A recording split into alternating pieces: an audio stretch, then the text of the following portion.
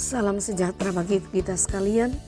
Pagi hari ini karunia Tuhan dengan hidup yang diberikan bagi kita Rabu 29 September 2021. Mari kita bersyukur dalam doa.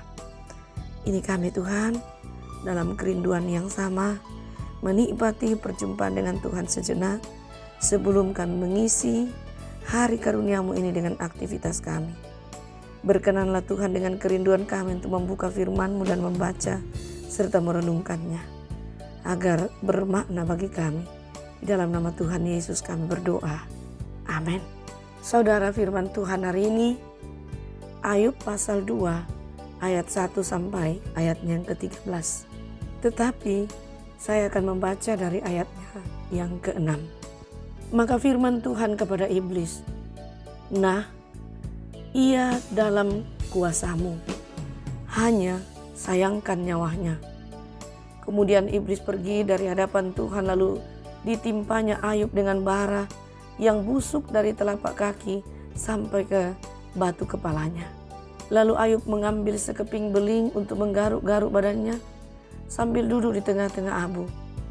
Maka berkatalah istrinya kepadanya, "Masih bertekunkah engkau dalam kesalehanmu? Kutukilah Allahmu dan matilah." Tetapi jawab Ayub kepadanya, "Engkau berbicara seperti perempuan gila. Apakah kita mau menerima yang baik dari Allah, tetapi tidak mau menerima yang buruk?" Dalam kesemuanya itu Ayub tidak berbuat dosa dengan bibirnya. Ketika ketiga sahabat Ayub mendengar kabar tentang segala malapetaka yang menimpa dia, maka datanglah mereka dari tempatnya masing-masing, yakni Elifas orang teman, dan Bildad orang Sua, serta Sopar orang Naamah. Mereka bersepakat untuk mengucapkan belasungkawa kepadanya dan menghibur dia. Ketika mereka memandang dari jauh, mereka tidak mengenalnya lagi. Lalu menangislah mereka dengan suara nyaring. Mereka mengonyak jubahnya dan menaburkan debu di kepala terhadap langit. Lalu mereka duduk bersama-sama dia di tanah selama 7 hari 7 malam. Seorang pun tidak mengucapkan sepatah kata kepadanya, karena mereka melihat bahwa sangat berat penderitaannya. Inilah saudara bahagian firman Tuhan yang dimungkinkan bagi kita membaca, mendengar, untuk kita pegang dan renungkan bagi kehidupan kita. Karena itu saudara, firman Allah mau menegur saya dan Anda dengan satu tema saat ini. Tubuh pun milik Allah. Luar biasa hebatnya penderitaan Ayub. Harta benda ludes, anak-anaknya binasa, sekujur tubuhnya terkena penyakit yang menjijikkan.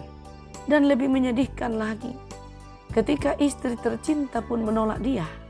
Nah, saudara, dalam kondisi demikian, adakah alasan bagi kita untuk bertahan dalam kesetiaan kepada Allah? Pengalaman sehari-hari membuktikan bahwa kegoncangan akan terjadi dan sulit bertahan dalam situasi seperti itu. Tetapi saudara, perikop kita menceritakan bagaimana Ayub begitu salehnya dan setia kepada Allah. Kesetiaan Ayub melampaui penderitaannya yang dahsyat. Ayub mengungkapkan kesetiaannya dalam kata-kata yang sungguh indah. Ayat 10. Apakah kita mau menerima yang baik dari Allah, tetapi tidak mau menerima yang buruk? Suatu pernyataan sikap hidup yang sungguh hebat. Ayub bukan hanya percaya bahwa semua miliknya adalah milik Allah sepenuhnya, bahwa tubuhnya pun adalah milik Allah. Berarti Allah berhak sepenuhnya melakukan apapun juga terhadap tubuh Ayub, termasuk penderitaan, sakit, penyakit, bahkan kematian. Ya, sikap Ayub mengokohkan pernyataan Allah bahwa Ayub adalah seorang yang saleh dan tangguh imannya. Sikap Ayub seperti ini lah yang membuat kita harus menjadi kokoh dalam kepercayaan kita, sekalipun dalam situasi pelik atau banyak tantangan. Tetapi keyakinan Ayub, kesalehan Ayub akan menjadi teladan bagi kita. Karena kita masih seringkali menyimpan sesuatu sebagai milik pribadi kita yang tidak boleh disentuh oleh siapapun, termasuk Allah. Tanpa kita sadari, saudara, sikap inilah yang membuat kita menderita, tertekan. Harus kita camkan bahwa keterikatan kita kepada hal apapun, termasuk harta benda, yang melebihi ikatan kepada Allah, tidak pernah membawa kedamaian. Sebaliknya, saudara, hal tersebut akan menimbulkan ketakutan dan kekhawatiran yang terus-menerus menggerogoti kita sendiri. Jika hal ini terus terpelihara, maka akan hilanglah segala kedamaian yang seharusnya dimiliki anak-anak Tuhan. Pertanyaan saudara, apa solusi terbaik yang harus ada pada anak-anak Tuhan yang ditempuh? Ya, akuilah bahwa Allah berhak sepenuhnya atas hidup kita. Kita akan merasakan damai sejahtera dan senantiasa akan mampu mengucap syukur untuk segala berkat Allah pada diri kita, termasuk ketika kita menghadapi tantangan, pergumulan, entah itu duka cita, sakit penyakit, kebutuhan hidup, dan hal yang tidak menyenangkan, yang tidak kita harapkan terjadi di tengah-tengah kehidupan kita, di sekitar kita atau di tengah-tengah rumah tangga kita. Akan kita jadikan Ayub ini menjadi teladan bagi kita, bahwa tidak ada celah yang terjadi dalam kehidupan ini kita tidak bawa kepada Tuhan. Yang jelas, Allah begitu peduli dengan kita. Dia hadir dalam pergumulan kita, dalam tantangan dan penderitaan yang kita alami, seizin Dia. Karena itu, jangan biarkan hati kita ciut ketika kita menghadapi pergumulan dan kehidupan yang syarat. Justru akan membuat kita lebih dekat dan lebih mencari dengan Tuhan, lebih rindu kepadanya.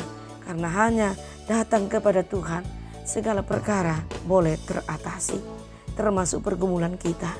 Tuhan selalu membuka waktu, membuka kasih kepada kita, seperti firman-Nya sendiri, bahwa marilah semua kamu yang letih lesu, aku beri sentosa kepadamu. Inilah saudara yang akan mengingatkan kita bahwa sungguh Allah sangat peduli bagi kita. Karena itu, datanglah kepada Tuhan, membawa segala keterbatasan kita. Karena di dalam Dia, segala harapan dan kemungkinan untuk menyelesaikan perkara selalu terbuka. Tuhan begitu mengasihi kita. Karena itu, kita pun akan selalu mengasihi Dia. Amin. Terima kasih Tuhan, kami telah berhenti merenungkan firman. Biarlah firman-Mu itu menjadi kekuatan kami, membuat iman kami tetap berbinar bahwa Engkau penolong kami, Engkau jaminan kami.